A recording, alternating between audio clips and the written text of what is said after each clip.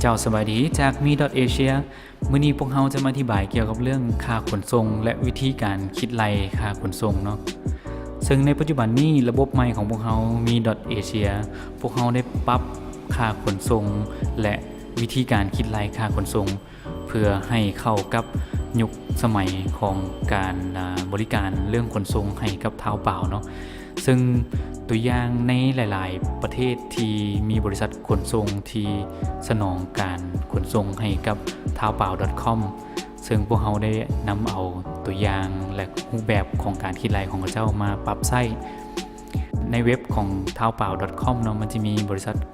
ที่ครับพวกข้าพเจ้าได้ยกเข้ามาเป็นตัวอย่างเนาะคือมี ZTO มี 4PX มี SF Express เนาะซึ่งวิธีการคิดไล่ค่าขนส่งแม่นพวกเราได้นำเอารูปแบบของกระเจ้ามาปรับใช้เนาะการคิดไล่ค่าขนส่งของ mi.asia ในปัจจุบันนี้คือพวกเขาจะคิดไล่ตามน้ำหนักตัวจริงเทียบกับน้ำหนักเทียบปริมาตรตัวจริงของเครื่องเส้นตัวอย่างข้าพเจ้าจะยกตัวอย่างเนาะถ้าหากมีกล่องเครื่องใดหนึ่งเนาะมีน้ำหนักอยู่ที่18กิโลกรัมและมีขนาดความยาว60ซนมความกว้าง50ซนและความสูงอยู่ที่40ซนการคิดไล่ค่าน้ำหนักเทียบปริมาตรแมนพวกเขาจะมีสูตรการคิดไล่คือความยาวคูณความกว้างคูณความสูงแล้วก็หารใน 6,000 อันนี้เป็นสูตรของการคิดไล่น้ำหนักเทียบปริมาตรเนาะซึ่งคันเฮาเบิ่งตัวอย่างจากของDHL เนาะเพิ่นจะหารใน 5,000 แต่ของพวกเฮาจะหารใน 6,000 เมื่อหารหลายมันจะออกน้อยแต่หารน้อยจะออกหลายเจ้าดังนั้น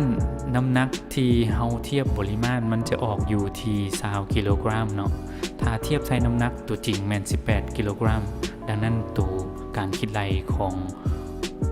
สินค้าดังกล่าวนี่แม่นจะแม่นอยู่20กิโลกรัมเนาะในทางกลับกันถ้าหากว่าสินค้าใดหนึ่งมีน้ำหนักอยู่ที่ 18.4 กิโลกรัมขนาดความยาว30ซนความกว้าง50ความสูง40ซนถ้าหากว่าคิดไล่ออกเกี่ยวกับเรื่องของน้ำหนักเทียบปริมาตรแล้ว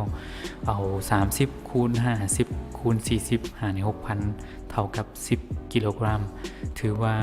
การคิดไล่ค่าน้ำหนักจะคิดไล่ตาม 18.40 กิโลกรัมนะเจ้า